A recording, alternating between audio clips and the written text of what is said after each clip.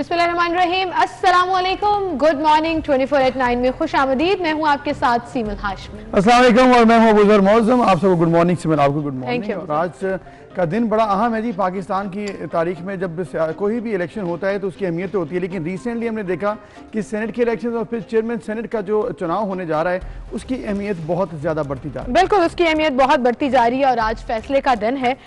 देखते हैं कि चेयरमैन सेनेट अपोजिशन इत्तेहाद पाकिस्तान डेमोक्रेटिक मूवमेंट का होगा या हुकूमत का होगा। और इस ऐवान बाला का अगर जिक्र करें तो 99 अरकान इस वक्त मौजूद हैं। उनमें से मुस्लिम लीग नून के जो खुद साख्ता जलावतनी इख्तियार किए हुए डार साहब जिन्होंने हल्फ भी नहीं लिया था वो यहाँ पर मौजूद नहीं है, जिसकी वजह से 99 है। जमात इस्लामी वैसे ही पार्टिसिपेट नहीं करती तो वो 98 हो जाते हैं और रेशो जो है वो 51 वर्सेस 47 हो जी। और ये बड़े ट्रिकी नंबर्स हैं। इसमें एक और अहम बात जो कि कल हमने देखा कि ओवरऑल डेवलपमेंट हुई है वो ये है कि दिलावर खान साहब जो कि PDM से उनका ताल्लुक है, उन्होंने संजरानी साहब को ओपनली वोट देने का ऐलान कर दिया। उन्होंने कहा कि मेरा वोट संजरानी साहब को है। तो दैट मीन्स कि अब वहाँ से 51 जो गवर्नमेंट मतलब अपोजिशन जो एक्सपेक्ट कर रही है उसके नंबर एक कम हो जाते हैं। तो फिर अब देखते हैं कि जो नंबर गेम है ये 2 पे आ गई है। और मजीद जो कहा जा रहा है कि हमारे वोट्स जो हैं वो मिल जाएंगे हमें, जब बैलेट पेपर के ऑब्वियसली सीक्रेट है तो फिर क्या होता है। तो जो 5 से 7 लोगों का कहा जा रहा है कि PDM के लोग गवर्नमेंट को वोट दे सकते हैं, गवर्नमेंट के उम्मीदवार संजरानी साहब को, तो लग रहा है कि थोड़ा सा अपसेट भी आज हो सकता है। बिल्कुल अपसेट भी हो सकता है। और गुज़श्ता जो चेयरमैनशिप के लिए अदम एतमाद की तहरीक के ऊपर हुआ था वो सबके सामने था। आज सदर मुमलिकत ने सेनेट का इजलास जो है वो सुबह 10 बजे तलब कर रखा है और पहले जो 48 नामुंतखब सेनेटर्स हैं वो अपने ओहदे का हल्फ लेंगे। फिर कुछ वक्त के लिए इजलास मुलतवी कर दिया जाएगा और उसके बाद चेयरमैन और डिप्टी चेयरमैन सेनेट की कागजात नामजदगी जमा कराए जाएंगे और बाद में 3 बजे के करीब दोबारा कार्रवाई शुरू होगी और ऐवान बाला में चेयरमैन और डिप्टी चेयरमैन को मुंतखब किया जाएगा, जबकि ये जो इंतखाब है वो खुफिया रायशुमारी के जरिए किया जाएगा। इसके साथ साथ डिप्टी चेयरमैन की अगर हम बात करें तो कल चूँकि गफूर हैदरी साहब का तो नाम ऑलरेडी PDM की तरफ से आ चुका था, लेकिन जो इंपॉर्टेंट नाम जिसका सबको इंतजार था कि कौन होगा गवर्नमेंट का उम्मीदवार सेनेट के इलेक्शंस में डिप्टी चेयरमैन सेनेट, तो वो हुए मिर्ज़ा मोहम्मद आफरीदी साहब जो कि साबिक फाटा से उनका ताल्लुक है। और अब वो किसके मतलब अब वो तो सामने आ चुके हैं और उनके ऊपर भी अब ये बात की जा रही है कि शायद उन्होंने नून लीग ज्वाइन कर ली थी। राना सनाउल्लाह साहब ने कल ऐसा कहा कि उन्होंने नून लीग ज्वाइन कर ली थी तो वो अब हुकूमत के उम्मीदवार नहीं हो सकते, लेकिन अब हुकूमत ने नामजद कर दिया। आज वो इलेक्शन भी लड़ेंगे, इसके बाद जो कार्रवाइयाँ होती हैं वो तो फिर हम देखेंगे। बिल्कुल। और इसके साथ साथ अगर हम जिक्र करें कि जो सेनेटर्स आज हल्फ उठाने जा रहे हैं और कल रिटायर भी हुए, तो जिन सेनेटर्स को इलेक्शन कमीशन ने कामयाबी का नोटिफिकेशन बेसिकली जारी किया है, इस्लामाबाद से जनरल नशिस्त पर यूसुफ रज़ा गिलानी, जबकि ख़वातीन की नशिस्त पर फौजिया अरशद, उनका नोटिफिकेशन जारी किया गया। खैबर पख्तूनख्वा से जनरल नशिस्तों पर मोहसिन अजीज़, लियाकत तरकई, शिबली फराज, हिदायतुल्लाह खान, फैसल सलीम, रहमान, अताउर रहमान और ज़िशान खानज़ादा की कामयाबी का नोटिफिकेशन जारी किया गया है। और इसके साथ साथ खैबर पख्तूनख्वा से टेक्नोक्रेट की नशिस्त पर दोस्त मोहम्मद खान और हमायूं महमद, खवातीन की नशिस्त पर सानिया निश्तर और फलकनाज, जबकि अकलीती नशिस्त पर गुरदीप सिंह की कामयाबी का नोटिफिकेशन भी जारी हो चुका है। पंजाब में जहाँ पर इलेक्शंस नहीं हुए थे और सीट एडजस्टमेंट की गई, वहाँ पर जनरल नशिस्तों पर कामिल अली आगा, सैफुल्लाह नियाज़ी, अफ़ानुल्लाह खान, ओन अब्बास, एजाज अहमद चौधरी, साजिद मीर और इरफान सिद्दीकी की कामयाबी का नोटिफिकेशन भी जारी हो चुका है। और पंजाब से टेक्नोक्रेट की नशिस्त पर आजम नज़ीर तारड़, सैयद अली जफर और खवातीन की नशिस्त पर डॉक्टर ज़रका तैमूर और सादिया अब्बासी का नोटिफिकेशन जारी किया गया। जबकि बलूचिस्तान में जिन नामुंतखब सेनेटर्स का नोटिफिकेशन जारी किया गया उनमें जनरल नशिस्तों पर मोहम्मद अब्दुल कादिर, मोहम्मद कासिम, मौलाना अब्दुल गफूर हैदरी, प्रिंस अहमद उमर फारूक मंसूर अहमद और सरफराज भुगटी शामिल हैं। और टेक्नोक्रेट की नशिस्त पर बलूचिस्तान से कामरान मुर्तज़ा, सैयद अहमद हाशमी, खवातीन की मखसूस नशिस्त पर समीना मुमताज़ और नसीमा एहसान शामिल हैं। और इसके साथ साथ अकलीती नशिस्त पर दिनेश कुमार को कामयाबी का नोटिफिकेशन भी जारी हुआ है। सिंध की बात करें तो वहाँ पर जनरल नशिस्तों पर शेर रहमान, फैसल सब्जवारी, सलीम मांजीवाला, ताज हैदर, फैसल वाउडा, शहादत ऐवान और जाम मेहताब डहर कामयाबी का नोटिफिकेशन भी जारी करवा चुके हैं। जबकि और टेक्नोक्रेट की अगर बात करें तो उन पर फारूक नाइक, सैफुल्लाह ओबड़ो, जबकि खवातीन की नशिस्त पर परविशा खान, खालिदा अतीब का नोटिफिकेशन भी कल जारी हो गया है। बिल्कुल, ये तो वो तमाम डिटेल्स हैं उन 48 अरकान की जो आज हल्फ उठाएंगे और हल्फ उठाने के बाद मुलतवी किया जाएगा इजलास और उसके कुछ देर बाद जो है वो बाकायदा दोबारा से शुरू होगा और फिर चेयरमैन और डिप्टी चेयरमैनशिप की जंग जो है वो शुरू हो जाएगी। जी बिल्कुल। अब देखते हैं कि ये जंग जो है वो आज उसका फैसला भी हो जाए तो ज़्यादा देर तक ये जंग रहनी नहीं है। अब इस जंग का फैसला क्या होने जा रहा है, नताइज क्या निकलेंगे, बड़ी अहमियत के हामिल हैं। इस पर हम बात करेंगे। आज स्टूडियो में हमारे साथ मौजूद मौजूद हैं सीनियर तज्जियाकार, सीनियर सहाफ़ी सलमान आबिद साहब। उन्हीं से हम जानेंगे कि क्या वो देखते हैं इस इलेक्शन को, जो कि ऑलरेडी बड़ा मोमेंटम पकड़ चुका है। अस्सलाम वालेकुम सलमान आबिद साहब, वेलकम जी, बहुत शुक्रिया। थैंक यू जी, बहुत शुक्रिया जी। ठीक है, हम सलमान साहब, हमने इंट्रोडक्शन में ये बात की कि इलेक्शंस तो हमेशा पाकिस्तान में होते हैं, लेकिन अहमियत सेनेट के इलेक्शंस की और फिर चेयरमैन सेनेट के इलेक्शन की इस दफ़ा ऐसे लगा कि बहुत ज़्यादा बढ़ गई है, बहुत हाइप क्रिएट हो चुकी है। देखिए, पाकिस्तान की तारीख का ये पहला सेनेट का इलेक्शन है जिसने इतनी पॉलिटिकल हाइप क्रिएट की। उसकी एक बड़ी वजह तो जो है ना, वो आसिफ अली जरदारी साहब है, क्योंकि जरदारी साहब ने सेनेट के इलेक्शन के हवाले से एक चैलेंज किया था कि वो हर सूरत में यूसुफ रज़ा गिलानी को न सिर्फ सेनेटर बनवाएंगे बल्कि सेनेट का चेयरमैन बनाएंगे। और दूसरी उसकी बड़ी वजह बनी कि इमरान खान का वो वज़ीर आज़म इमरान खान का वो रवैया, जिसमें उन्होंने कहा कि इन सेनेट के इंतखाब ऐसा बहुत चलता है, बहुत जिक्र किया उसकी वजह से फिर वो तो आपको पता है पिछले इलेक्शन की वीडियो भी सामने आई। उसके बाद जो कुछ हुआ, फिर ये सेनेट का इलेक्शन जो है का तरीका कार जो है वो चला गया सुप्रीम कोर्ट में, फिर सदारती रेफरेंस आया, फिर फैसला उनके हक में ना आया, फिर खुफिया वोट के जरिए बैलेट हुआ, फिर इमरान खान साहब का वज़ीर आज़म का वही मौक़िफ़ सामने आ गया। अच्छा, अब चेयरमैन सेनेट के ऊपर भी उनका ख्याल ये है कि पैसा बहुत चल रहा है, तो इस वजह से हमारे यहाँ जो हाइप है सेनेट के इलेक्शन की वो बहुत आगे बढ़ गई है, और ये मनफी अंदाज में आगे बढ़ी है, मुस्बत अंदाज में आगे नहीं बढ़ी। अनफॉर्चुनेटली जिस किस्म की गुफ्तगू हो रही है उससे फिर लगता ही है कि पाकिस्तान की सियासत को और पाकिस्तान की जमहूरियत को भी बहुत कुछ सीखना है, एक बात। अच्छा, दूसरी बात यह है कि ये पहली दफ़ा ऐसा हुआ कि इमरान खान साहब की जमात तहरीक इंसाफ को सेनेट में बरतरी मिली है। इससे कबल कभी भी तहरीक इंसाफ सेनेट में उस तरह की बरतरी नहीं रखती थी। अब जब बरतरी रखी तो आप देखिए कितनी अहम बात है कि न चेयरमैन सेनेट उनका है ना डिप्टी चेयरमैन सेनेट उनका, दोनों इत्तेहादी जमातों के साथ आपको लेना पड़ा है। तो फिर उसकी बड़ी वजह क्या है? उसकी बड़ी वजह यह है कि आपका डेस्टिनेशन ये था कि किसी तरीके से गिलानी का रास्ता रोका जाए, और जो पीपल्स पार्टी है वो चाहती है कि किसी भी सूरत में हम चेयरमैन सेनेट का इंतखाब जीते। तो ये 1-to-1 जो इस वक्त रस्साकशी चल रही है चेयरमैन सेनेट के इंतखाब के हवाले से, वो अहमियत इख्तियार कर गई है, क्योंकि दोनों का जो पॉलिटिकल सर्वाइवल है उसमें ये नुक्ता बहुत अहम होगा कि चेयरमैन सेनेट किस जमात का बनता है, एक बात।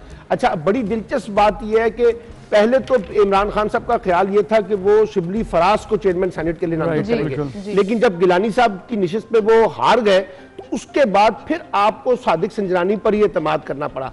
अच्छा, सादिक संजरानी का कमाल ये है कि उन्होंने बड़ी खूबसूरती से पिछले 4 दिन में बलूचिस्तान का कार्ड खेला है। अब बलूचिस्तान कार्ड ये था कि उन्होंने बलूचिस्तान से ताल्लुक रखने वाले हर सेनेटर के पास गए, चाहे वो पीडीएम का ताल्लुक था, चाहे वो हुकूमती जमात का था, कोलिशन पार्टनर का था, और जाकर उन्होंने सिर्फ एक ही नुक्ता पेश किया है कि देखिए, अगर हम बलूचिस्तान को आगे लेके जाना चाहते हैं तो बलूचिस्तान से चेयरमैन सेनेट होना चाहिए, नुमाइंदगी होनी चाहिए। अच्छा, अब वो ताकत के तवाज़ुन में जहां वजीर आजम पंजाब से है, सदर मुमलिकत जो है वो सिंध से है, और स्पीकर कौमी असम्बली जो है वो खैबर पख्तूनख्वा से है, तो वो चाहते हैं कि ताकत के मरकज में चेयरमैन सेनेट बलूचिस्तान से हो। अब इस कार्ड को उन्होंने बड़ा अच्छा खेला है, और अब देखना यह पड़ेगा कि फाइनली वो जो नतीजा है क्या वो उनके हक में आता है या नहीं आता। क्योंकि देखिए, बात यह है कि अददी तादाद को अगर आप देखें ना तो 4-5 वोटों का, 3-4 वोटों का फर्क है। अच्छा, वो 3-4 वोट जो हैं अगर आप उसी पैटर्न के तहत कराते जो प्राइम मिनिस्टर का मौक़िफ़ था कि जिसकी जितनी बर्तरी है उसके मुताबिक जीत जाए, वो तो हुआ नहीं। अब वो खुफिया बैलेट के तहत हो रहा है, तो फिर बैलेट के तहत जो है वो लोगों का हक है कि वो किसको वोट देते हैं और किसको वोट नहीं देते हैं। तो ये आने वाले चंद घंटों में हमें पता चल जाएगा कि चेयरमैन सेनेट का जो ताज है वो किसके सर पे सजेगा। बिल्कुल, लेकिन सलमान आबिद साहब, जैसे हम सादिक संजरानी साहब की बात कर रहे हैं, तो पर्टिकुलरली अगर पर्सन टू पर्सन बात कर लें, यूसुफ रज़ा गिलानी वर्सेस सादिक संजरानी वो पहले चेयरमैन सेनेट हैं जो कम उम्र तरीन चेयरमैन बने, 40 साल की उम्र में उन्होंने पहले हल्फ उठाया, और अब जो है वो दोबारा से, ऐसा नहीं है कि वो सिर्फ 4 से 5 दिनों में ये कार्ड खेल रहे थे, उन्होंने बहुत से मेंबर्स के, बहुत से सेनेटर्स को बड़ा सपोर्ट भी किया, काम भी किया, रिगार्डलेस ऑफ द पार्टी के उन सेनेटर्स का या उन मेंबर्स का किससे ताल्लुक है। सो क्या आपको लगता है कि पर्सनालिटी वोट इस कॉन्टेस्ट में मैटर करेगा? जी बिल्कुल मैटर करती है। देखिए, बात यह है कि अब मिसाल के तौर पर डिप्टी चेयरमैन सेनेट के ऊपर जिन साहब को टिकट जारी किया गया है हुकूमती जमात का, वो भी सादिक संजरानी की हमायत के साथ ही थे, क्योंकि उन्होंने क्या किया कि वहां से जो फाटा के इलाकों से, वहां से जो आजाद अरकान है उनको साथ जोड़ने की कोशिश की, और कोशिश ये की जा रही है कि उनकी बेसिस के ऊपर वो रोल प्ले करें, एक बात। दूसरी बात यह है कि सादिक संजरानी जो है वो एस्टेब्लिशमेंट के अंदर बड़े काबिल कबूल है। अच्छा, वो उनके बड़े अच्छे ताल्लुकात हैं। आपने देखा कि लास्ट टाइम जब उनके खिलाफ तरीके में तमाद पेश हुई तो पीपल्स पार्टी वाले और पीएमएल तब तो बड़ा ड्रास्टिक चेंज आ गया था, ऐसे नजर आया कि जिस तरह वो कहते हैं ना एकदम जमीन मेजॉरिटी किसी की थी और इलेक्शन कोई जीत गया। सलमान साहब इस पर आपसे बात करेंगे, यहीं से कंटिन्यू करेंगे, लेकिन सगीर चौधरी साहब ने हमें ज्वाइन किया है, ब्यूरो चीफ है इस्लामाबाद से, और इस वक्त ऐवान जहां पर ये पूरा मैदान सजना है उसके बाहर मौजूद है। अस्सलाम वालेकुम सगीर चौधरी साहब। सगीर चौधरी साहब, जिस तरह से हमने बात की सलमान आबिद साहब से भी कि ये बड़ी अहमियत का हामिल हो चुका है इलेक्शन चेयरमैन सेनेट का, डिप्टी चेयरमैन सेनेट का, ये बताइएगा आप क्या देख रहे हैं माहौल? अब सुबह जो है 10 बजे तो इजलास शुरू होना है, लेकिन उससे 1 घंटा पहले क्या माहौल है सेनेट के बाहर, और जो मेंबरान हैं उनके जज्बात और ओवरऑल क्या सिचुएशन देख रहे हैं आप?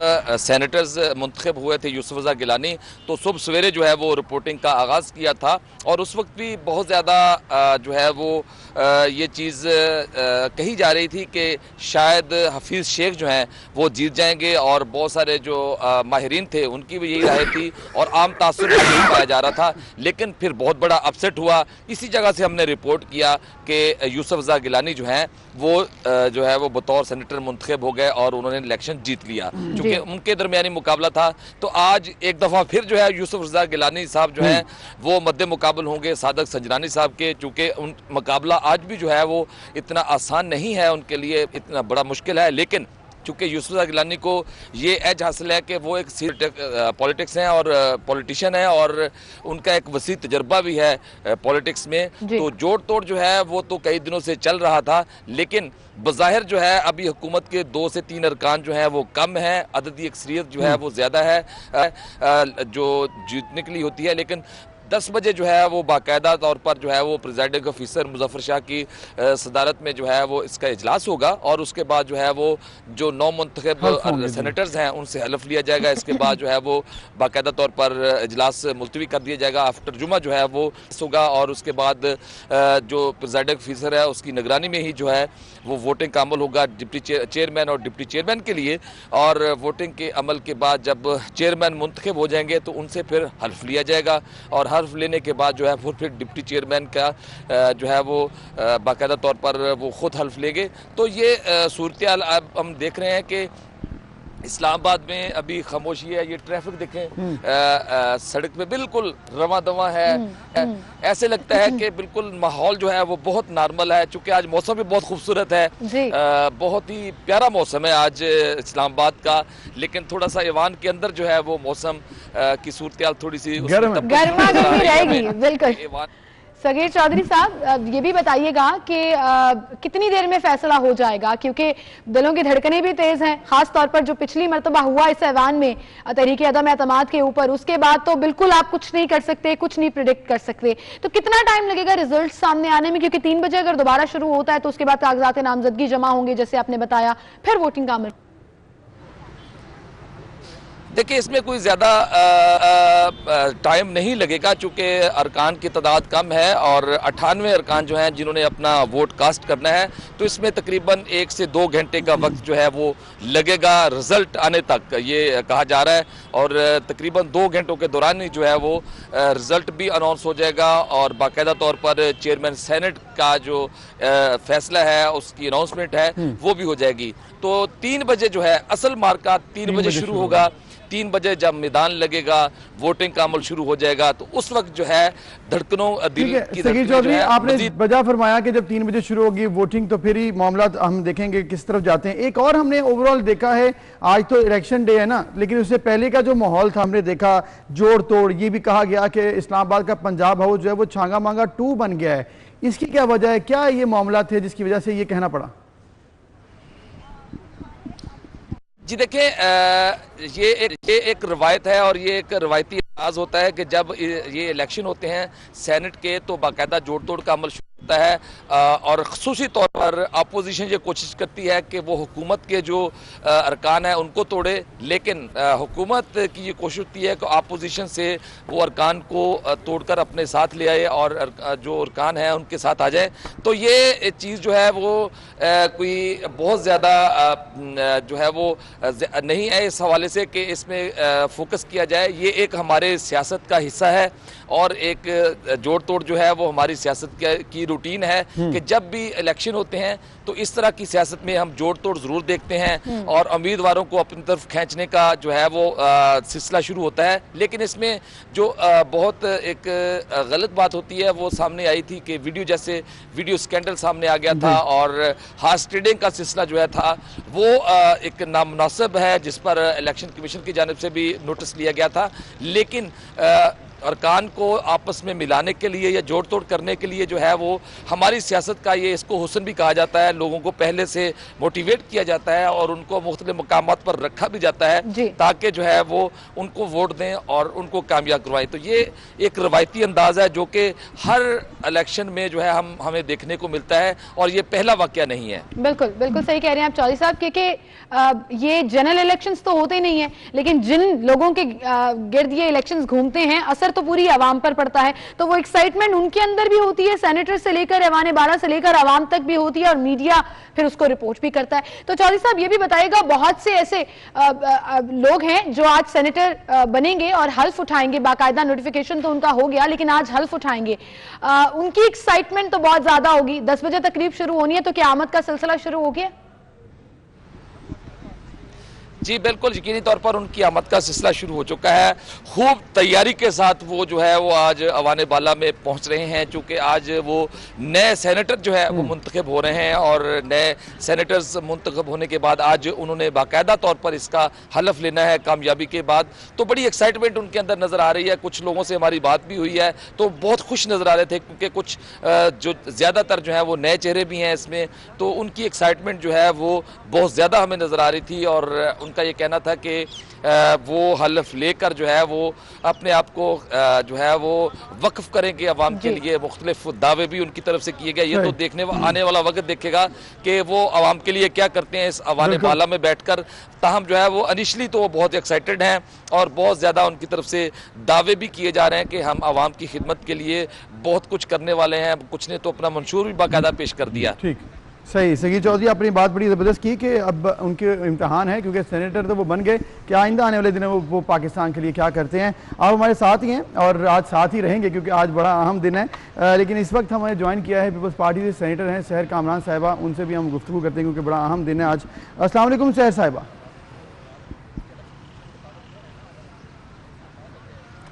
सहर कामरान साहिबा, आप सुन पा रही हैं हमें? जी, थैंक यू वेरी मच। वालेकुम अस्सलाम। सेनेटर साहिबा क्या हाल है आपके? बस अल्हम्दुलिल्लाह। मैं तो आपने जो है प्रोग्राम में लिया तो मैं फिर दोबारा ये कहूँगी कि मैं अपनी गुफ्तगू का आगाज सैयद यूसुफ रजा गिलानी को मुबारकबाद ये तो आपने रूटीन सही है। मैं भी आपसे पूछने वाली थी कि एक्साइटमेंट के मीटर पे आपका लेवल कौन सा जा रहा है आज के इंतखाब के हवाले से? बिल्कुल, मुझे पूरा यकीन है और मैं बिल्कुल आपके प्रोग्राम में अपनी गुफ्तगू का आगाज इसी बात से करती हूँ कि इंशाल्लाह सैयद यूसुफ रजा गिलानी को अपनी जीत मुबारक हो, PDM को मुबारक हो, पीपल्स पार्टी की लीडरशिप को मुबारक हो।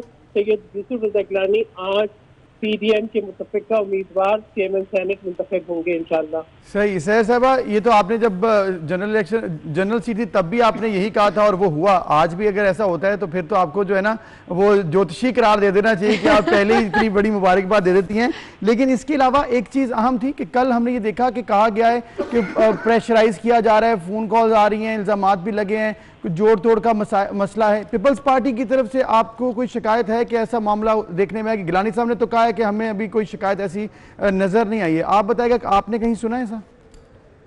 देखिए, मेरे इल्म में नहीं है, लेकिन ये कि इस तरह की बातें आपको पता है माजी में होती रही हैं। मैं उम्मीद करती हूँ कि इस तरह की बातें मजीद दोहराई नहीं जाएंगी। लेकिन कल जो बात मियां मोहम्मद नवाज शरीफ साहब ने कही है वो काफ़ी अलार्मिंग है। इन बातों को तवज्जो देने की जरूरत तक जो है बैसाखियों पर इमरान खान अहमद न्याजी साहब सियासत करते रहेंगे। यानी अगर उनकी सियासी बसीरत होती तो वो कोशिश ये करते कि पहले भी मैं कहती हूँ कि वो ये करते कि हफीज शेख को सिंध से टिकट देते और वहाँ से जिताते, लेकिन वहाँ पर तो उन्होंने टिकट दिया 35 करोड़ का। और अब भी अगर उनमें सियासी बसीरत होती तो वो सैयद यूसुफ रजा गिलानी की शख्सियत को सामने रखते हुए कहते कि ठीक है, आप जो है वो चेयरमैन सेनेट के उम्मीदवार है, मैं अपनी पार्टी से किसको डिप्टी चेयरमैन का उम्मीदवार नामजद करता हूँ। लेकिन आप ये देखें कि वो अपनी पार्टी से न चेयरमैन का उम्मीदवार नामजद कर सके, न डिप्टी चेयरमैन का उम्मीदवार नामजद कर सके। तो ये तो हालात है हुकूमत के। अब इस पर अगर वो अपने मेंबरों को जोर जबरदस्ती, कल जो मैं खबरें सुन रही थी कि पंजाब हाउस में इकट्ठा किया, फिर उनको कहा कि कुरान पाक पर हल्फ लें, तो मैं समझती हूँ कि ये तौहीन है मेंबर्स की। और इस किस्म की बौखलाहट जो नजर आ रही है हुकूमत की कि जो है वो परवेज खट्टर साहब अपनी गाड़ी जो है बाहर खड़ी करके रिपोर्ट लिखवाते हैं कि जी गाड़ी गुम हो गई, तो बौखलाहट तो उनकी नजर आ रही है। उनका पैनिक मुझे बता रहा है कि जो है वो शिकस्त खा रहे हैं। सेनेटर साहिबा, आपने कहा कि पीटीआई की सियासी बसीरत नजर नहीं आती है और इस मामले को अच्छे से टैकल किया जा सकता था, मतलब एडजस्ट किया जा सकता था। पीटीआई और पर्टिकुलरली वज़ीर आज़म तो इसे एनआरओ कहते हैं और वो कहते हैं अपोजिशन जब ऐसी सियासी बसीरत की बात करती है तो शायद वो एनआरओ मांग रही है। देखिए, एनआरओ तो उन्होंने दिया ना, एनआरओ उन्होंने उनको दिया जिनको उन्होंने कहा चोर, जिनको उन्होंने कहा जमीर फरोग, जिनको उन्होंने कहा बिकाऊ माल, उनको उन्होंने एनआरओ तो दिया। देखिए, इमरान खान अहमद जावी साहब की डिक्शनरी में रोजाना हर लफ्ज का मतलब बदलता है। वो अपने किसी बयानिए पे कायम नहीं रहते, इसीलिए यू टर्न मास्टर वो कहलाते हैं। तो ये तो मैं समझती हूँ कि उनको खुद सोचना चाहिए, कभी बैठ के तहम्मुल से सोचें कि इलेक्शन से पहले पिछले 22 साल में, उसके बाद इलेक्शन के बाद, फिर हुकूमत बनाने के बाद वो क्या कहते रहे, वो क्या करते रहे। उन्होंने पूरे मुल्क को आजमाइश पर डाला हुआ है। मैं आपको कहूँ, सैयद यूसुफ रज़ा गिलानी के कैंडिडेचर को लेके एक आम आदमी से लेके एक जो है, मैं समझती हूँ कि हर वो शख्स जो किसी भी तबके से ताल्लुक रखता है वो उन पर एतमाद भी करता है और वो खुश भी है। और लोग देख रहे हैं, मुंतज़िर हैं कि कब आजमाइशें खत्म हो। और मैं कहूँगी चाहे हुकूमत जो है किसी भी कैंडिडेट को लाए, मगर मैं बहुत यकीन और एतमाद से कहती हूँ कि जब सैयद यूसुफ रज़ा गिलानी ऐवान के सरबराह होंगे, जब वो चेयरमैन सेनेट होंगे, तो इतने बेहतरीन तरीके से वो ऐवान को चलाएंगे जो हम कौमी हम आहंगी जिसको हम तरस गए, जो कौमी यकजहती इसको हम तरस गए, उसकी मिसाल हमें नजर आएगी सेनेट के अंदर। ठीक है सहर कामरान साहबा, आपने बड़ी ज़बरदस्त बात की कि ये चीज़ होनी नहीं चाहिए जिसकी शिकायत आई है, जो बातें की गई हैं, लेकिन पाकिस्तान है, पाकिस्तान की सियासत में ऐसा होता है। बहुत शुक्रिया आपका, आपने हमें ज्वाइन किया और हमारे से गुफ्तगू की। सलमान, अभी हमें एक ब्रेक पर जाना है, लेकिन अगर क्विकली हम सिर्फ ये अगर बात कर लें ब्रेक पर जाने से पहले कि क्या ये जो इल्ज़ामात हैं इनकी इस वक्त अहमियत है, क्योंकि अब तो इलेक्शन डे है।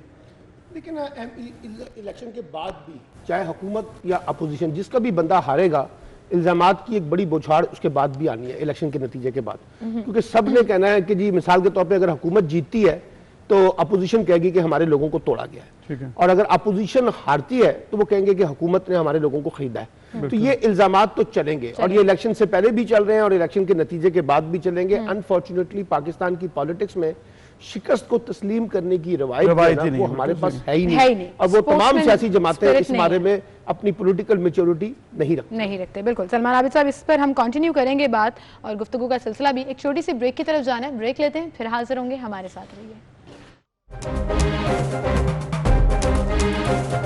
अपडेट्स देते भी रहेंगे, लेकिन वहीं पर एक बड़ा डिसीजन जो कल लिया गया, पीटीए ने मुल्क भर में चीनी ऐप टिकटॉक को बंद कर दिया है। पेशावर हाईकोर्ट की जानिब से इसको बंद करने के अहकाम जारी किए गए और टिकटॉक अब फिर एक मरतबा बंद कर दिया गया जी। और चीफ जस्टिस पेशावर हाईकोर्ट ने ये रिमार्क्स भी दिए कि जब तक टिकटॉक के अहदेदार आपके मतलब दरखास्त पर, पीटीए की दरखास्त पर अमल दरामद नहीं करते, गैर अखलाकी मवाद को हटाते नहीं है, सेंसरशिप नहीं करते, ताउन नहीं करते, तब तक टिकटॉक पाकिस्तान में बंद रहेगा। और इसकी वजह से अब ये बात की जा रही, कल सोशल मीडिया पर भी बहुत इसका जिक्र भी हुआ, ट्रेंड बन चुका था ये टॉप ट्रेंड कि इसको एक दफ़ा फिर बंद किया गया है और बहुत से जो लोग हैं इससे अफेक्ट हो रहे हैं। ये भी बात बहुत इंपॉर्टेंट की जा रही है। बिल्कुल, कल जो रिमार्क्स दिए गए अदालती कार्रवाई के दौरान, उसमें ये कहा गया कि टिकटॉक पर जो वीडियोस अपलोड होती हैं ये हमारे मुआशरे को काबिल कबूल नहीं है। इस पर हम बात करेंगे डीजे बट, जिनको कौन नहीं जानता, उनकी फेम की वजह भी सब जानते हैं। उनकी डीजेशिप जो है वो हमारी पॉलिटिकल जिसे कहते हैं ना कि जलूसों में तो बहुत गूंजती है, but he is a very famous TikToker as well. वो हमारे साथ मौजूद है। अस्सलाम वालेकुम डीजे बट।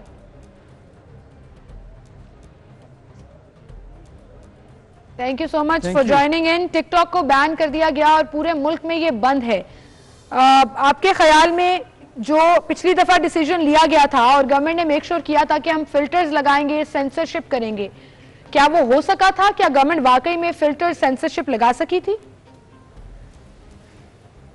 बहुत शुक्रिया आपका जी, आपने मेरा मौक़िफ़ जानने के लिए मुझे आपने लाइन में लिया। अगर फिल्टर लगाए होते तो दोबारा ये मौका ना आता टिकटॉक को बंद करने का। बात ये है कि हमारे जो इदारे हैं बहुत अच्छा काम कर रहे होते हैं, लेकिन बात जब सेंटर में पता नहीं क्या बात होती है, क्या प्रॉब्लम होती है इन लोगों को, कि उस तरीके से वो सब चीज़ें दोबारा नहीं हो सकती। मुझे सिर्फ ये नहीं पता कि लोग जो उनसे हैं, ये जो टिकटॉकर्स हैं, ये लोगों से मुतासिर होकर वीडियोस बनाते हैं या फिर टिकटॉकर से लोग मुतासिर होते हैं। अगर लोग टिकटॉकर से मुतासिर होते हैं तो टिकटॉकर्स को ओबियसली बड़ा अच्छा कंटेंट डालना चाहिए। और हमारे यहाँ पर जो टिकटॉकर्स हैं वो 3 कैटेगरीज के टिकटॉकर्स हैं पाकिस्तान में। एक क्रिएटर्स हैं जो बड़ा अच्छा कंटेंट क्रिएट करते हैं, बिल्कुल। एक हमारे ट्रेंडर्स हैं। जो ट्रेंडर्स हैं वो लोग ये नहीं सोचते कि हम क्या ट्रेंड लेकर आ रहे हैं। उसमें मैं ये समझता हूं हमारे मुल्क दुश्मन अनासिर भी उसमें शामिल हैं, जो लोगों के अंदर कुछ ऐसी चीजें वायरल करवा देते हैं। बिल्कुल और वो हमारे जो टिकटॉक ट्रेंड लेकर आते हैं। कोई लोग जुबान निकालकर टिकटॉक के ऊपर वीडियोस बना रहे होते हैं, कोई लोग चेन डालकर वो बिल्कुल बहुत से लोग हैं क्योंकि उनका अंदाज है। डीजे पर आपकी बात सही है, क्रिएटर है, ट्रेंड सेटर्स हैं, और फिर उसके बाद जो भी हमने देखा है जो फॉलोअर्स हैं उस चीज के और उससे मुतासिर होते हैं। आप ये बताइएगा थर्ड। जी जी जी जी बोलिए आप। मैंने कहा थर्ड वो हैं जो हेटर्स हैं। हेटर्स वो हैं जो नफरत पैदा करते हैं, जो लोग शहरों के खिलाफ नफरत पैदा करते हैं कि बाबा जी पिंडी और बाबा जी लाहौर, बाबा जी कराची सबका बाप है। कुछ ऐसे डायलॉग्स जो उनसे हैं वो निकालते हैं जो हमारे मुल्क के लिए नासूर हैं। बिल्कुल, इसका मतलब आप एडमिट कर रहे हैं और ये बात बिल्कुल ठीक है कि गलतियां थी। वो गलतियां तासुब की सूरत में भी थी, वो गलतियां बाकी तमाम इश्यूज में भी थी। बस सिर्फ ये बताइएगा कि टिकटॉक अब बंद हो गया, अब टिकटॉकर्स क्या करेंगे?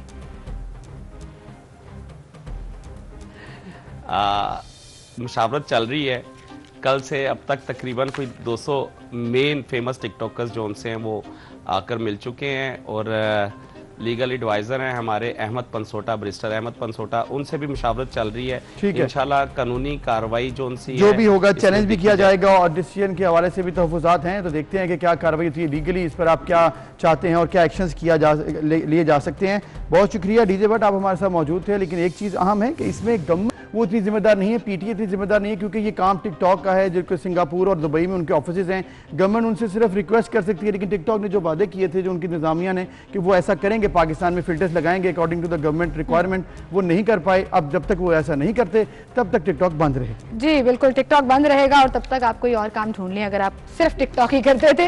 एनीवेज जी, कोई और काम ढूंढें या ना ढूंढें, लेकिन फिलहाल तो सबकी नजरें ऐवान बाला पर टिकी हैं। और ऐवान बाला में जो आज बड़ा मुकाबला होने जा रहा है, यूसुफ रजा गिलानी वर्सेस सादिक संजरानी, और उसके लिए तो 3 बजे के करीब दोबारा इजलास शुरू होगा। अभी सिर्फ जो 10 बजे की तकरीब है उसमें पहले आकर 9 मुंतखब सेनेटर्स जो हैं वो हल्फ उठाएंगे और उसके बाद जो है वो ब्रेक ली जाएगी, क्योंकि आज जुमा है, जुमा ब्रेक होगी। उसके बाद 3 बजे इजलास दोबारा शुरू होगा। और हम बात कर रहे थे सलमान आबिद साहब से, जो हमारे साथ स्टूडियो में मौजूद है। सलमान आबिद साहब, जैसे पहले हम गुफ्तगू कर रहे थे कि सादिक संजरानी की पर्सनालिटी और उनके इम्पैक्ट्स एज चेयरमैन कितने रहे हैं कि लोग जो खुफिया रायशुमारी है उसका फायदा उठा सकते हो सकता है उनको फेवरेट करार दे दें। ठीक है ना, एक तो मैंने कहा कि सादिक संजरानी साहब जो है उन्होंने अपने तमाम पॉलिटिकल फ्रीकों में, चाहे वो गवर्नमेंट साइड है चाहे वो अपोजिशन साइड, उसमें अपने आप को काबिल कबूल बनाया हुआ है। नंबर दूसरी बात यह कि बड़े धीमे मिजाज के आदमी है, बोलते ज्यादा नहीं है और अपने आप को बहुत लिमलाइट में रखते हैं। एक बात, जोड़ तोड़ के भी बादशाह है, खासतौर पे जो बलूचिस्तान की पॉलिटिक्स है उसके बारे में वो जोड़ तोड़ अच्छा रखते हैं। तीसरा ये कि उनका एस्टैब्लिशमेंट के साथ भी मामला बहुत अच्छा है और एस्टैब्लिशमेंट के लिए भी कभी वो प्रॉब्लम क्रिएट नहीं करते, तो इसलिए वो काबिल कबूल है। अच्छा, अब गिलानी साहब जो है वो भी एक बड़ी पर्सनैलिटी है, मतलब आप उनको रूल आउट नहीं कर सकते। साबिक वजीर आजम रहे हैं, स्पीकर कौमी असम्बली रहे हैं। अच्छा, अब उनके बारे में भी कहा जाता है कि उनके भी अपोजिशन जमातों से ताल्लुकात बहुत अच्छे हैं, मतलब कोई बुरे नहीं है। लोग पीपल्स पार्टी से नाला हो सकते हैं, लेकिन गिलानी साहब के बारे में लोग अच्छी राय रखते हैं। लेकिन अब सवाल यह है कि यहाँ जो मैंने आपको कहा है ना, जो इंपॉर्टेंट बात है कि गिलानी साहब के पास जो कार्ड था वो पीपल्स पार्टी और पीडीएम का कार्ड है, जबकि इनके मुकाबले में उनके पास जो कार्ड है वो ना सिर्फ हुकूमती जमात या इत्तेहादी जमातों की पार्टनरशिप का कार्ड है, बल्कि साथ साथ छोटे सूबे का कार्ड भी है, जिसको मैंने कहा कि उन्होंने बड़े अच्छे तरीके से खेलने की कोशिश की। ये एक बुनियादी फर्क होगा। अगर सादिक संजरानी जीतते हैं तो मैं आपको बताऊं उसकी जीत की एक बड़ी वजह वो बलूचिस्तान होगा, जहां से सलमान आबिद साहब आपने कहा एक बड़ी वजह बलूचिस्तान भी हो सकता है क्योंकि उनका ताल्लुक वहां से है, लेकिन एक चेयरमैन सेनेट का जो रोल है उसमें एक मॉडरेटर के तौर पर वो काम करते हैं और उन्होंने हाउस को चलाना होता है, उसमें पर्सनैलिटी कितनी इंपॉर्टेंट है कि जी जिसने आपने कहा कि वो लेकर चलते हैं, क्या ये वाकई इतना इंपॉर्टेंट है कि इसकी वजह से आप चेयरमैन सेनेट के इलेक्शन उसको जितवाएं? लेकिन इस वक्त इतनी पोलराइजेशन है पाकिस्तान की पॉलिटिकल फोर्सेस में, आप देखिए ईवान को चलाना ऐसी सूरत हाल में कितना मुश्किल होता है।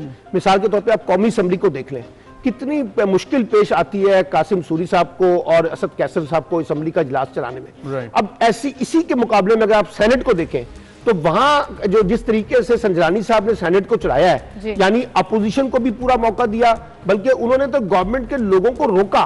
फवाद चौधरी साहब की गुफ्तगू हो जाती थी, फलां लोगों की गुफ्तगू होती थी, मुराद सईद की होती थी, उनको रोकते थे वो, यानी वो दोनों के दरमियान एक बैलेंस रखते थे। इसी वजह से कोई बंदा, हालांकि शुरू में जब संजरानी साहब आए थे तो ख्याल था कि ये सेनेट जैसे इदारे को चला नहीं सकेंगे, लेकिन उन्होंने चलाया। और आज अपोजिशन में से भी कोई ये नहीं कह सकता कि सादिक संजरानी ने बतौर चेयरमैन सेनेट जो है हाउस को सही तरीके से नहीं चलाया या अपोजिशन को नजरअंदाज। उन्होंने एक बैलेंस क्रिएट किया, अपने आप की अपने लिए अपनी एक्सेप्टेंस पैदा की है हुकूमत में भी और अपोजिशन जमातों में, और ये बड़ा मैटर करता है। बड़ा मैटर करता है ये, बहुत खासतौर पर जब खुफिया रायशुमारी हो रही हो जिसमें कुछ पता नहीं लगता कि किसने किसको वोट दिया। लेकिन सलमान आबिद साहब, on a very lighter note, ये सेनेटर्स जब वोट कास्ट करते हैं और मतलब एक ही पैटर्न है ना, एक ही तरीकेकार होता है, तो फिर ऐसा क्या होता है कि वोट्स रिजेक्ट भी होते हैं। हम उस रेशो को छोड़ नहीं सकते कि रिजेक्शन भी होती है, और खास तौर पर जब 48 नए सेनेटर्स आ रहे हो तो क्या उनको, आपको लगता है तरीकेकार अच्छे से समझा दिया गया होगा? एक तो कल ब्रीफिंग हुई है दोनों हाउस, दोनों जमातों ने, यानी पार्लिमानी पार्टियों ने, यानी हुकूमत भी और अपोजिशन ने भी, उन्होंने नए लोगों को ब्रीफ किया कि कैसे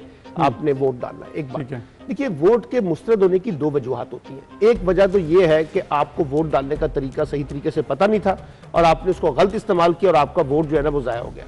दूसरी वजह ये होती है कि आप कॉन्शियसली अपना वोट जाया कर देते हैं, ठीक है, यानी आप देना नहीं चाहते लेकिन अब आप वहां से रूल आउट नहीं कर सकते, वो आप कर देते हैं। और आप ऐसे कर देते हैं जैसे आपको बिल्कुल पता नहीं था और आपने गलत तरीके से लगा दिया, वो उस वजह से भी वोट मुस्तरद होता है। लेकिन एक बड़ी दिलचस्प बात इस सेनेट के चेयरमैन के इंतखाब में है, जब सेनेट का इलेक्शन हो रहा था तो हुकूमत को सूट करता था खुफिया बैलेट और ओपन बैलेट, और अपोजिशन कह रही थी नहीं जी ये खुफिया बैलेट होगा जी। अब देखिए जब चेयरमैन सेनेट का इंतखाब हो रहा है तो अब पीडीएम कह रही है कि खुफिया बैलेट नहीं होना चाहिए और गवर्नमेंट कह रही है।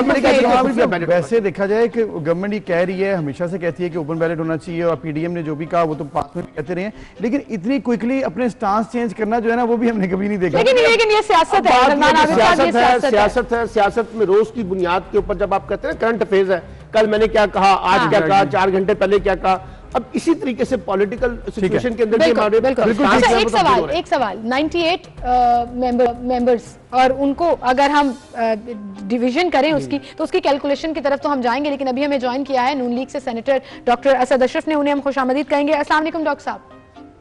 वालेकुम अस्सलाम। Thank you so much doctor साहब। बड़ा मैदान सजने जा रहा है चेयरमैन और डिप्टी चेयरमैन के लिए, कितने पुर उम्मीद हैं आपके पीडीएम के कैंडिडेट यूसुफ रजा गिलानी आज कामयाब हो सकेंगे?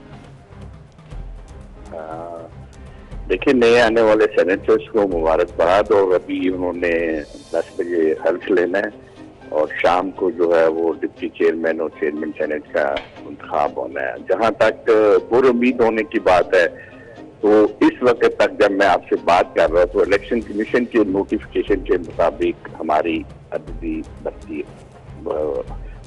है, और इलेक्शन जब होगा और डब्बे खोलेंगे तो फिर सही पता लगेगा। और ये लेकिन असद अशरफ साहब, आपने कहा कि अददी बर्तरी हासिल है अभी आपको 2 से 3 वोट की, ऑब्वियसली ये बड़ी इंपॉर्टेंट है, लेकिन जब रिजल्ट्स आते हैं तो ये 2 से 3 वोट चाहे मुस्तरद हो जाएं या 4 दूसरी तरफ चले जाएं, ये तो होता है, पाकिस्तान में होता भी रहा है रिसेंटली भी। तो ये जो शिकायत थी नून लीग की तरफ से कि प्रेशराइज किया जा रहा है आपके सेंटर्स को, क्या ऐसी वाकई शिकायत सामने आई है आपको भी?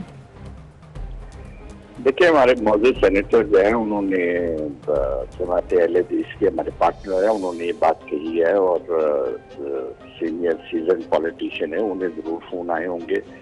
और पिछली दफा भी जब 1 अगस्त 2019 में सेनेट का चेयरमैन का इलेक्शन हुआ तो उस वक्त भी कोई इसी किस्म की शिकायत थी। तो यही तो इस इलेक्शन का हुस्न है कि इस वक्त तक जब हम बात कर रहे हैं, आज को शाम को इलेक्शन होना, और अभी तक अददी बर्तरी होने के बावजूद भी ये सस्पेंस है कि कौन चेयरमैन सेनेट बनेगा। जहाँ तक बात ये है कि हमने हमारे किसी ने भी ये नहीं कहा कि ओपन बैलेट होना चाहिए। जो आइन में लिखा है उसी तरह, यही वजह है कि पीडीएम की किसी लीडरशिप ने ये बात अभी तक नहीं कही है। सही। और खुफिया बैलेट है, इस पे जब वो वोट डालेंगे बहुत सारी चांसेस हो सकता है वो कुछ चीजें गलती में भी हो जाती हैं कुछ लोगों से। वैसे मेरा ख्याल है इस स्टेज पे जब कोई सेनेट में आ जाए और इतना सीनियर एलिमेंट हो तो उसको, अगर वो सिनाइल डिमेंशिया नहीं है उसे, तो वो सही वोट ही डालना चाहिए उसे। तो यही वजह है कि जब रिजल्ट आएगा तो फिर हम देखेंगे एक सरप्राइज आता है या वही आता है जिसकी जो तो तादाद है। सही। सेनेटर साहब, आपने कहा कि अदिति की तादाद अभी यूसुफ रजा गिलानी साहब की ज्यादा है, लेकिन हमें भूलना नहीं चाहिए सेनेट का वो इंतखाब जिसमें अदिति तादाद हफीज शेख की ज्यादा थी, लेकिन उसके बावजूद सेनेटर मुंतखब हो गए यूसुफ रजा गिलानी, तो अपसेट तो कहीं पर भी हो सकता है। देखिए, मैंने कहा ना, इसीलिए चाहे वो सेनेटर मुंतखब करने की बात हो या चेयरमैन और डिप्टी चेयरमैन नहीं की बात हो, ये इलेक्शन है, ये सिलेक्शन नहीं है। इसी वजह से जिसको ऐवान ज्यादा नंबर पे अपना इत्मीनान का वोट देगा वही चेयरमैन और डिप्टी चेयरमैन बनेगा। और ये सारे जो है सीनियर एलिमेंट्स हैं, हो सकता है हाँ अपनी अपनी जो है राय भी हो रख सकते हैं। जरूरी नहीं कि पार्टीज में हर सेनेटर जो है वो अपनी पार्टी को फॉलो करे। बात ऐसा होता है, हम अपनी कमेटीज में बैठे होते हैं, हमारी पार्टी जो है किसी प्रॉब्लम पे आईनी या दूसरी जो लॉ मेकिंग है उस पे उनका डिफरेंस भी हो सकता है और आपकी चॉइस भी हो सकती है और ये कोई कंपल्सन नहीं है अगर किसी को आप वोट नहीं देना चाहते। बहुत शुक्रिया असद अशरफ साहब, आप हमारे साथ मौजूद हैं। उन्होंने इलेक्शन है, सिलेक्शन नहीं है। जी बिल्कुल। और मुझे लगता है कि वो कॉन्फिडेंस मुझे उस तरह से नजर नहीं आया जैसे सेनेटर सहर साहिबा कॉन्फिडेंट थी, लेकिन इस पर मजीद भी बात करेंगे। एक छोटी सी ब्रेक लेते हैं, फिर हाजिर होंगे।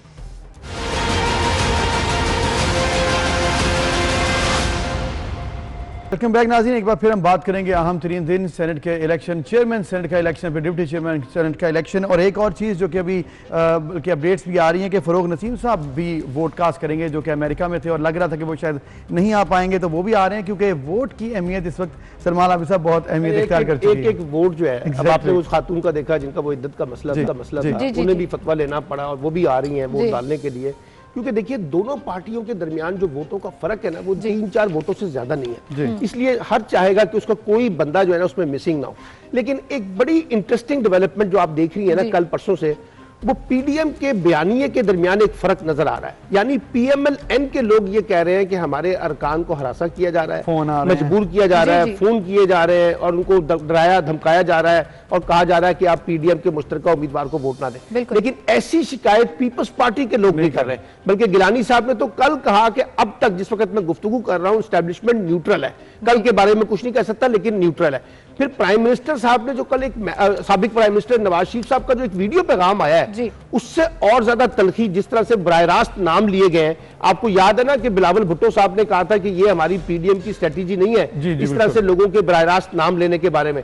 लेकिन कल नवाज शरीफ साहब ने 3 लोगों के बराह रास्त नाम लेके फिर एक दफा एक पॉलिटिकल जिसे कहते हैं हाइप क्रिएट की है, वो जो एस्टैब्लिशमेंट और वर्सेस जो पीएमएल-एन टकराव है।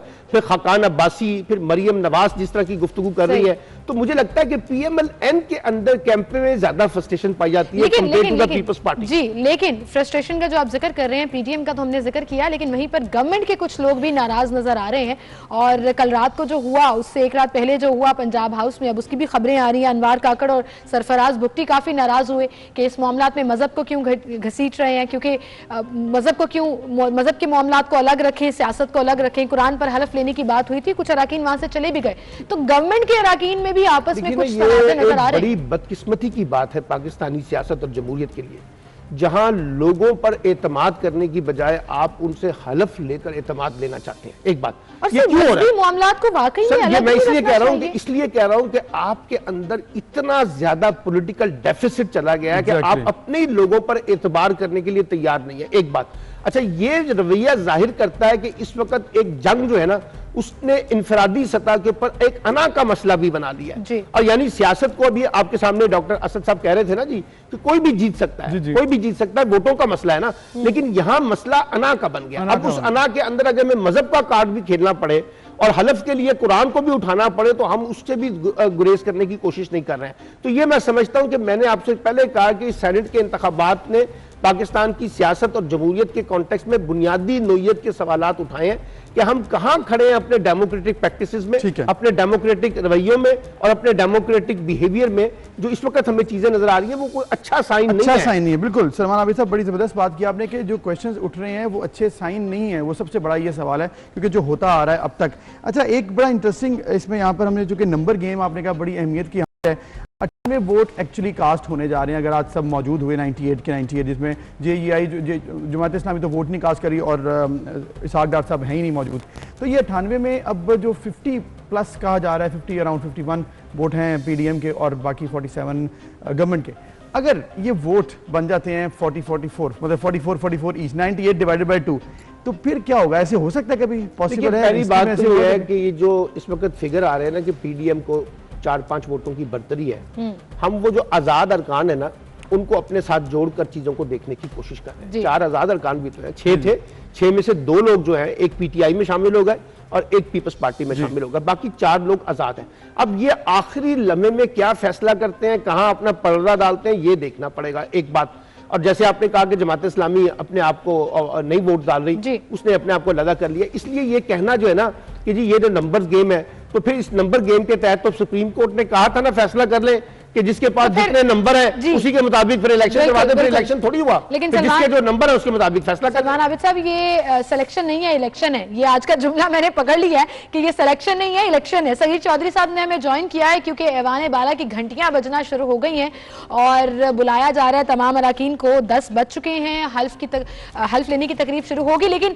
सगीर चौधरी साहब जरा बताइएगा, कुछ ऐसी खबरें आ रही हैं कि बहसो मुबासा हो गया, हल्फ लेने से पहले ही, इलेक्शन से पहले ही हुकूमती और अपोजिशन अरकान आपस में बहस करते रहे, बड़े इंटरेस्टिंग रिमार्क्स भी देते रहे, एक दूसरे को जुमले पास करते रहे।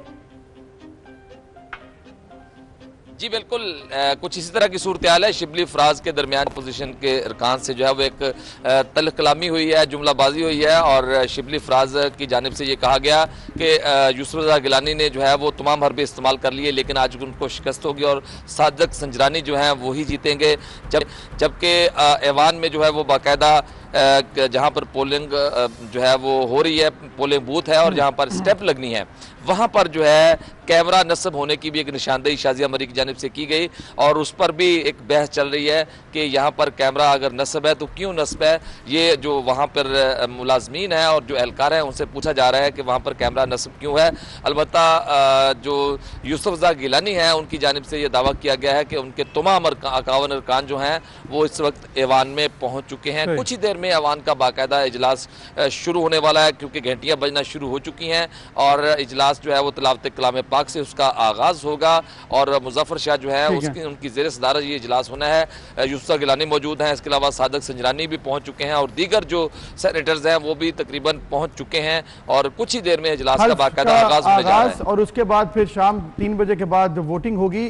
सगीर चौधरी ये बताइएगा, गिलानी साहब का सब जिक्र कर रहे हैं, संजरानी साहब का भी सब जिक्र कर रहे हैं, बड़ा मुकाबला, लेकिन एक और मुकाबला चेयरमैन का, डिप्टी चेयरमैन में गफूर हैदरी साहब का नाम तो था, ये मिर्जा मोहम्मद आफरीदी साहब जो हैं उनका नाम कल फाइनल हो गया। इनके बारे में तो ये कहा जा रहा था कि शायद कोई और होगा, लेकिन ये नाम फाइनल कैसे हो गया, कैसे पहुंची गवर्नमेंट इस नाम तक?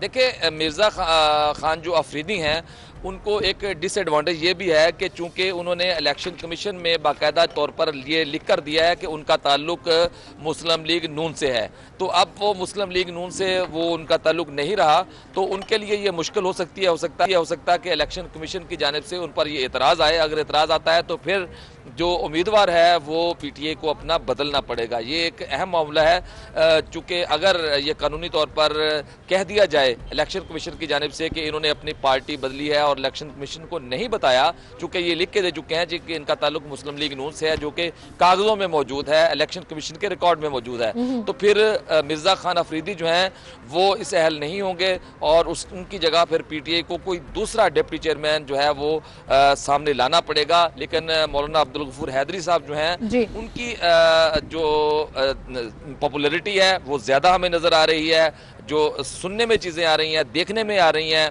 बॉडी लैंग्वेज है, उससे लगता है कि डिप्टी चेयरमैन के लिए जो है वो ज्यादा फेवरेट उम्मीदवार है मौलाना। बिल्कुल ठीक, बिल्कुल ठीक। अच्छा सगीर चौधरी साहब, ऐसी खबरें भी आ रही हैं कि जो बहस शुरू हुई थी अराकीन में वो कैमरे को लेकर थी कि जहां पर पोलिंग बूथ है, जहां स्टैंप लगानी है वहां कैमरा लगा था, तो ऑपोजिशन ने कहा कि खुफिया बैलेटिंग के जरिए ऐसे कैसे हो सकता है, और अभी लेटेस्ट खबर ये आ रही है कि बूथ को शिफ्ट कर दिया गया है। तो ये बाय मिस्टेक हुआ या इंटेंशनली किया गया, ये इसको आप कैसे देख रहे हैं? देखें, इस तरह से बाई मिस्टेक ये नहीं हो सकता, चूंकि इससे पहले इंतजामात को हतमी शक्ल दी जाती है और एक एक चीज़ को बाकायदा तौर पर चेक किया जाता है। चेक करने के बाद जब जो हाल है उसको रेडी जो है वो करार दिया जाता है, तो उसके बाद जो है वो फिर वहां पर बाकायदा अमल शुरू होता है। तो ये मुमकिन तौर पर जो है वो मिस्टेक हो सकती है, लेकिन अभी इसकी इंक्वायरी होगी, चूंकि अभी इसकी इंक्वायरी होना बाकी है। शाजिया मरी की जानिब से इसकी बाकायदा निशानदेही की गई थी कि यहाँ पर स्टैंप लगनी है, वहां पर। तो ये जो कैमरा था ये खुफिया कैमरा था या फिर कुछ नजर आ रहा था? क्योंकि अगर खुफिया था फिर वो कैसा खुफिया था कि नजर आ गया? जी बिल्कुल ऐसे ही है, ये खुफिया नहीं था, आप इसको कह सकते खुफिया था। नजर भी आ रहा था, नहीं भी आ रहा था, और कुछ की नजरों से ओझल था, लेकिन कुछ ने पकड़ लिया, तो ये नीम खुफिया कैमरा इसको आप कह सकते हैं। अच्छा। कि जो सामने नजर आ गया, और चूंकि अपोजिशन की पूरी तरह से अपोजिशन तैयार है हर चीज के लिए, चूंकि बहुत ज्यादा चीजें जो है वो अपोजिशन के इल्म में भी आई थी कि बहुत कुछ हो सकता है, चूंकि जो ये भी एक जोड़ तोड़ की चीज में शामिल है, चीज जिसको आप नेम खुफिया कैमरा कह सकते हैं। चूंकि कल आपने देखा कि जोड़ तोड़ में पंजाब हाउस में जो हुआ था, और खाने भी दिए गए और तवाज़ो भी की गई, और इसके अलावा बहुत सारे वादे वाइद भी किए गए कि आपको ये मुराद भी दी जाएंगी। तो ये जोड़ तोड़ हुकूमत की जानिब से, चूंकि हुकूमत के पास मशीनरी है, हुकूमत के पास वसाइल है, तो उन्होंने भरपूर और साड़ तोड़ कोशिश की है। लेकिन अभी देखना ये होगा जब मैदान सजेगा तो किसके जो गोद में या चौधरी साहब, आपने नीम खुफिया कैमरे का जिक्र किया, बड़ी इंपॉर्टेंस रखता है अब ये, क्योंकि आपने कहा कि इसकी इन्वेस्टिगेशन भी होगी, किसने वहां बूथ सेटअप किया, सोची समझी तरीके से ये पूरी प्लानिंग की गई। अच्छा ये कहिएगा, ये नीम खुफिया कैमरा पहले भी वहां पर होता था या अभी लगा था? ये सवाल बड़ा इंपॉर्टेंट है कि ये पहले से ही उस ऐवान में उस जगह पर मौजूद होता था। जी देखें, कैमरे तो लगे हुए हैं, सीसीटीवी कैमरे तो मौजूद हैं, लेकिन देखना यह है कि कैमरे के बिल्कुल सामने बूथ कायम क्यों किया गया, ये बड़ी इंपॉर्टेंट चीज है। और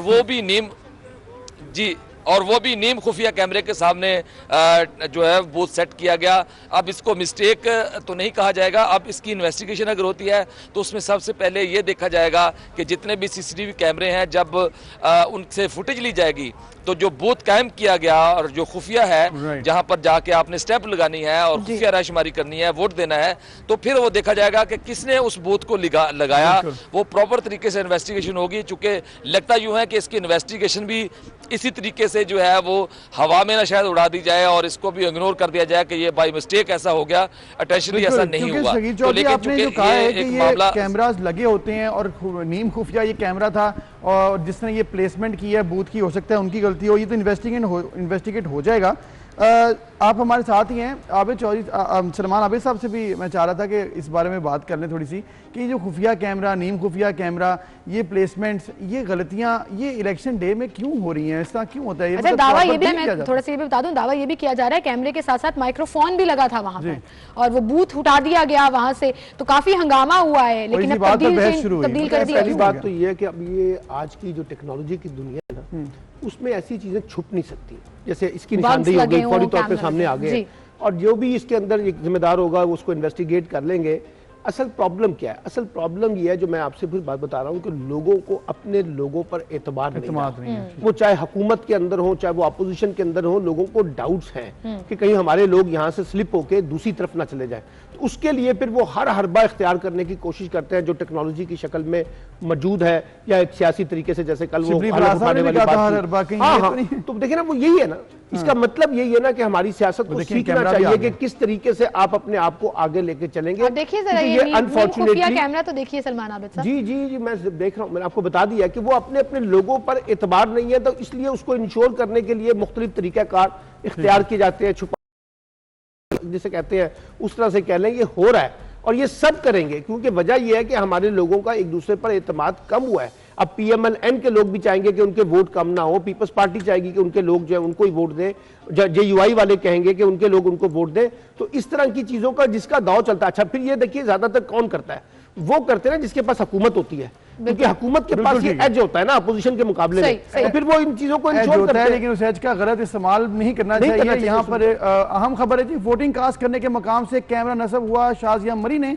हुकूमती अरकान से सवाल पूछा कि पोलिंग बूथ जहां स्टैंप लगाई जाएगी वहां कैमरा किसने लगाया है। ऑपोजिशन और हुकूमती अरकान के दरमियान तलह कलामी भी हुई है। आपको अपडेट दे रहे हैं, वोटिंग कास्ट करने के मकाम से कैमरा बरामद हुआ। शाजिया मरी ने हुकूमती अरकान से सवाल पूछा कि पोलिंग बूथ जहां स्टैंप लगाई जाएगी वहां कैमरा किसने लगाया, खुफिया राय शुमारी होनी है, कैमरा क्यों लगाया गया। ऑपोजिशन और हुकूमती अरकान के दरमियान खासी तलह कलामी भी हुई है। और इसके साथ साथ अब कहा जा रहा है कि कैमरा हटा दिया गया है, लेकिन तलह कलामी की बड़ी वजह सामने आ चुकी है। वोटिंग कास्ट करने के मकाम से कैमरा नस्ब हुआ और यहीं पर मामला खराब हुआ। शाजिया मरी ने हुकूमती अरकान से जब सवाल पूछा कि पोलिंग बूथ पर कहाँ किसने कैमरा लगाया, उस पर तलह कलामी शुरू हो गई। उस्मान खान हमारे नुमाइंदे हमारे साथ मौजूद हैं, हमें मजीद बताएंगे। उस्मान, बताएगा ये अहम मामला कब उठा? बिल्कुल, आज एक अहम इजलास होने जा रहा था जिसमें चेयरमैन और डेप्यूटी इंतखाब से कबल अपोजिशन अरकान ने ऐवान के अंदर जहां पर पोलिंग बूथ बनाया गया, जहां पर सेनेटर्स ने अपना वोट कास्ट करना था चेयरमैन और डेप्टी चेयरमैन के लिए, वहां पर कैमरे नस्ब थे और अपोजिशन अरकान ने जो LCD थी उसके 2 कैमरे और पोलिंग बूथ के अंदर से भी 2 कैमरे बरामद किए हैं, जिस पर अपोजिशन जमातों ने ऐवान के हाल में भी शदीद एहतजाज किया और कहा है कि ये जमहूरियत है और हुकूमत को इस बात का तंज किया कि अगर आपको अपनी अरकान पर एतमाद नहीं है लगा सकते हैं और अगर आपको अपने अरकान पर एतमाद है तो कैमरे लगाने की नौबत क्यों आई है। इस पर अपोजिशन जमातों के दरमियान जो है वो शदीद बहस भी हुई है हुकूमत के साथ और अपोजिशन जमातों ने जो पोलिंग बूथ बनाया गया था उसको उस मुकाम से हटा दिया और पोलिंग बूथ को फिलहाल रख दिया गया। और सेक्रेटरी सेनेट कासिम समद खान पर भी अपोजिशन अरकान ने सेनेटर मुस्तफा नवाज खोखर व सदीक मलिक समेत दीगर ने इल्जाम आयद किया है कि सेनेट हॉल के अंदर इस तरह की कार्रवाई कौन कर सकता है और अगर सिक्योरिटी अमला मौके पर मौजूद था तो किस तरह कोई कैमरे नस्ब कर सकता है। ये सेनेट सिक्योरिटी पर भी एक लम्हा फिक्री है जिस पर जमातों की जानिब से ताहाल ऐवान के अंदर एहतजाज जारी है। जी सही, उस्मान खान बहुत शुक्रिया आपका। आपने बताया कि इस वक्त भी एहतजाज जारी है, तलह कलामी की वजह भी सामने आई। शाजिया मरी साहबा ने भी गुफ्तगू की इस हवाले से, वो भी आपको दिखाते हैं। कैमरा है और उसको पकड़ा गया है, सॉरी जहाँ बूथ लगेगा ना, बूथ के राइट ऊपर जिसकी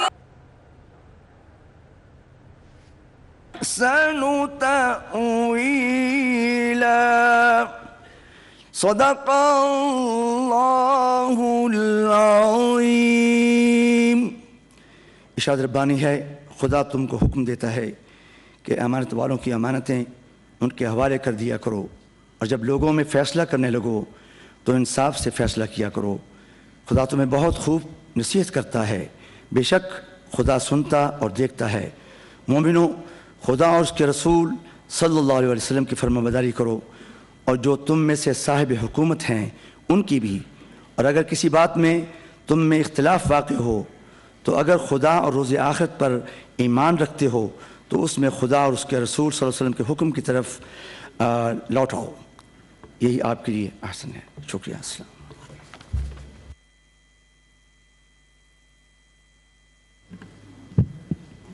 Honorable members elect, Assalamu alaikum. For the information of the new members, my name is Qasim Samad Khan. I am Secretary Senate. I would like to take this opportunity to welcome you formally to the Senate of Pakistan.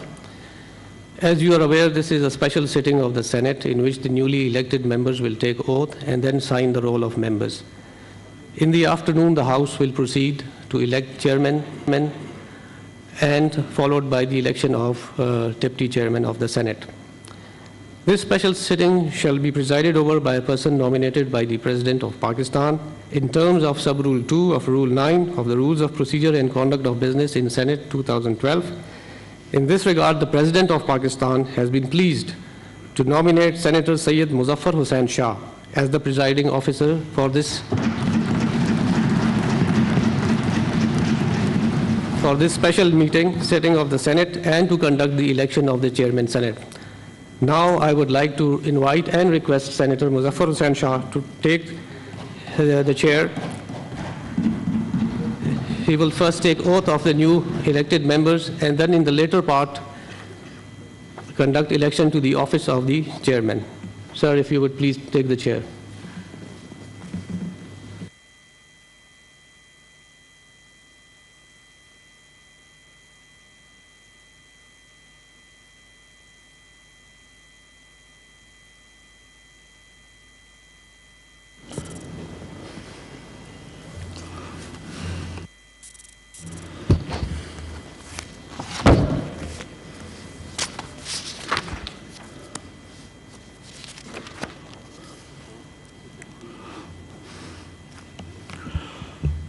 Bismillahirrahmanirrahim.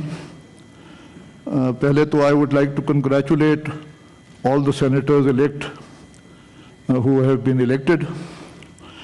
I wish you all well.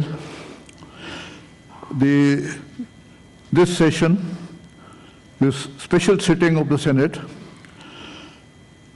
will be basically in relation to the oath taking of the new members who have been elected as such. In addition thereto, I will also tell you that nomination papers for the post of chairman and deputy chairman with their proposals can be filed in the office of the Senate Secretariat by 12 o'clock. The nomination paper needs to be proposed by a senator along with a statement of the contesting candidate that he or she has consented to contest the election for the chairman or the deputy chairman. The scrutiny will take place in the afternoon, and thereafter in the afternoon session after Friday prayers, we will reconvene at 3 o'clock for the election for the post of chairman of the Senate of Pakistan. And now I will call upon the members elect to kindly rise in their seats for the purposes of taking oath. Those who are desirous of taking their oath in Urdu will kindly repeat after me.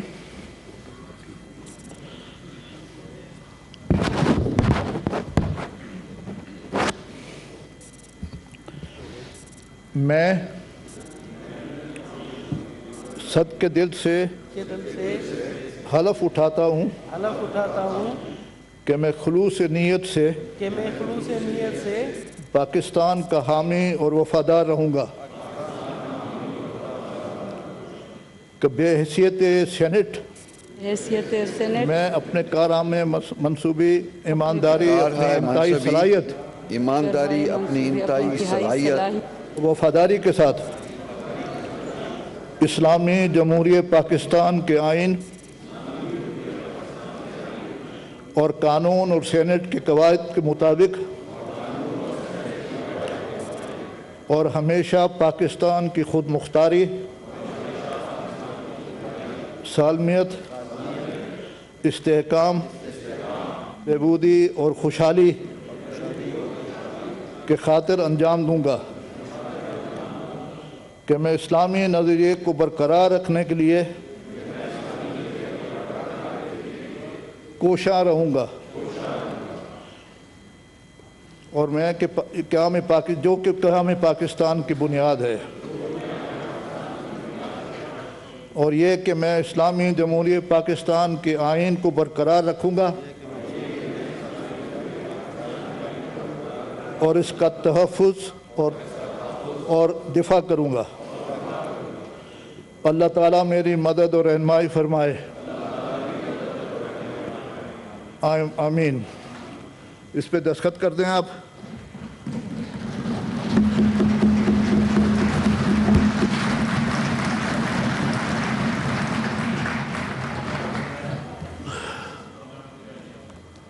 Ji sir, एक minute. जी sir.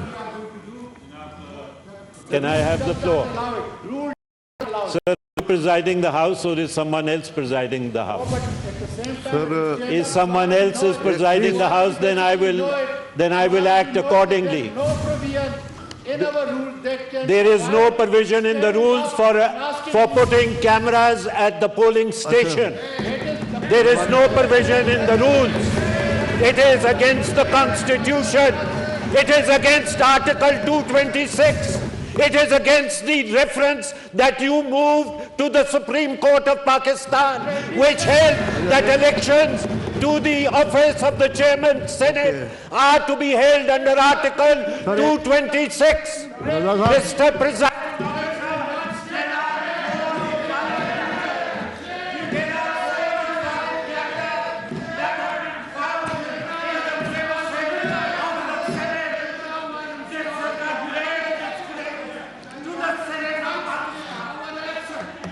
Okay, एक minute. Okay, Raza साहब, 1 minute, please resume your seat. Please, I've heard you. Please sit down. Please sit down. Please sit down. बेटे जी, एक बात आप sir, please sit down 1 minute. Just देखे जी रजा रब्बानी साहब, I've heard you. देखे जी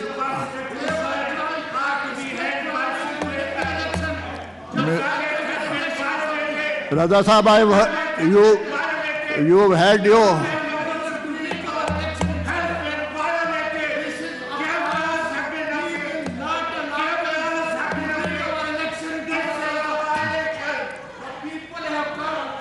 okay, sir.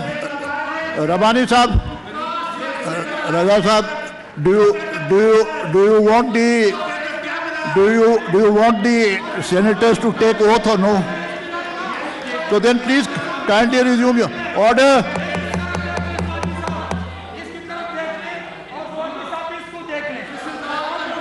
ये कांगी साहब,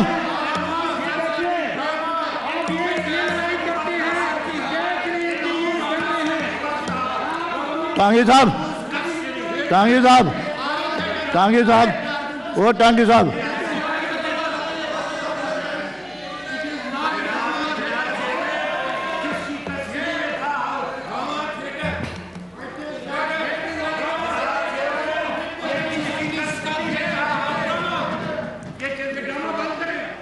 ये रबानी साहब जरा सा लेटेस्ट यू एक मिनट वसीम साहब, 1 मिनट. स्वाति रबानी साहब, now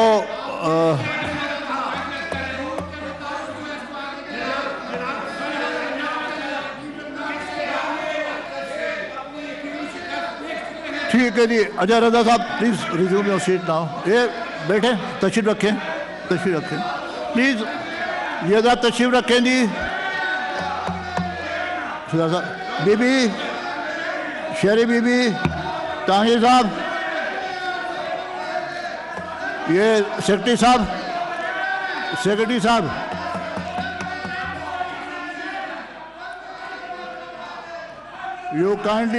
you kindly call the names of the members in alphabetical order for signing the roll. Yeah.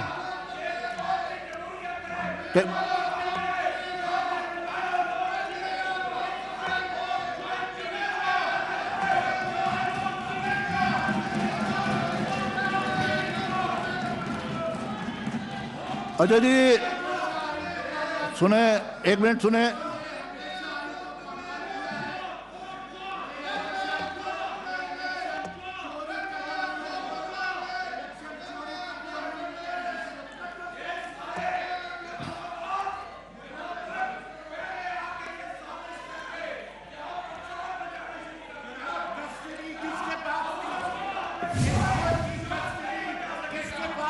Raza Rabbani Sahab, now you remain the chairman of the Senate. Please show some patience, also some tolerance. I've heard the leader of the House. I've heard Mr. Swati. Now let us at least take the trouble of basically getting on with it. You have pointed out, I am directing that the polling booth should be constructed afresh to your satisfaction and the government satisfaction. Sune. Sir, just listen to me. Just listen to me. You had your say, now let me also speak basically. Kindly take your seat. Please, Mr. Farooq Naik, you also remain the chairman of the Senate. Let me speak also, Naji. Please let me speak. Under Rule 9, the rules basically, we are all custodian of these rules. Rule 9 says that on the day of the special sitting, no other business shall be transacted. All business is excluded excepting for the oath of the members elect and the election for the chairman and the Senate. I've heard you. I am directing that the polling booth be constructed afresh. You can inspect it. I will maintain or direct that basically the secrecy of the vote is maintained thoroughly. Vote डालना है और दूसरा hidden camera जो है उसका focus पूरा था उस वोट की तरफ, उस पर्ची के ऊपर जिसके ऊपर उन्होंने स्टैंप लगानी थी। यानी आप ये देखें कि ये सेनेट जो इस वक्त सेनेट के सेक्रेटरी और सेनेट के पुराने चेयरमैन के तहत चल रहा है, जिसकी पूरी एक सिक्योरिटी है, जिसकी सिक्योरिटी की जिम्मेदारी जो है वो तमाम एडमिनिस्ट्रेशन के ऊपर है, किसी ने वहां पे हिडन कैमरा अंदर जाके लगाए। वो कौन है जिसने अंदर जाके वो कैमरे लगाए? बूथ के अंदर एक लैंप पड़ा हुआ है सॉलिड, वहां पे रोशनी है, सब पड़ा है, लेकिन उसके अंदर बेशुमार सुराख है। नहीं पता कि उस लैंप के अंदर कितने माइक्रोफोन और कितने कैमरे लगे हुए हैं। बूथ की साइड के ऊपर एक और डिवाइस है जो चिपकी हुई है नीचे की तरफ। लगता बज़ाहिर ऐसा है कि वो कैमरा भी है और माइक्रोफोन भी है। अभी हम ये नहीं आपको बता सकते कि वो माइक्रोफोन है या कैमरा है, क्योंकि वो सील्ड है और हम ये चाहते हैं कि पुलिस इसको एविडेंस के तौर पे ले, हमारे सामने खोले और फिर देखे कि उसके अंदर क्या क्या है। 2 डिवाइसेस लगी हुई हैं बूथ के अंदर। साइड पे एक चीज लैंप पड़ा हुआ है जिसके नीचे को 30-40 के करीब वो सुराख हैं, बल्ब्स हैं, ताकि पता न चल सके कि ये कैमरा है या नहीं। और 2 कैमरे ऊपर लगे हुए हैं। ये है जनाब इस मुल्क की डस्का नंबर 2। पहले तो धुंध थी तो वोट के डब्बे और प्रिजाइडिंग अफसर दोनों गायब हो गए।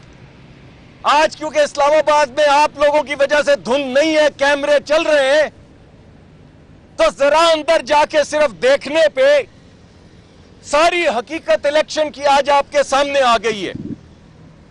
और वो जो कह रहे हैं ना कि कोई इन्फ्लुएंस नहीं है, ये है वो इन्फ्लुएंस।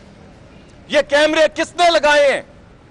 से गुफ्तगू कर रहे हैं इस वक्त असेंबली के अंदर। बिल्कुल, और आपको ये भी बताएं कि नौमुंतखब 48 सेनेटर्स ने हल्फ उठा लिया है, उन्हें बहुत बहुत मुबारक हो।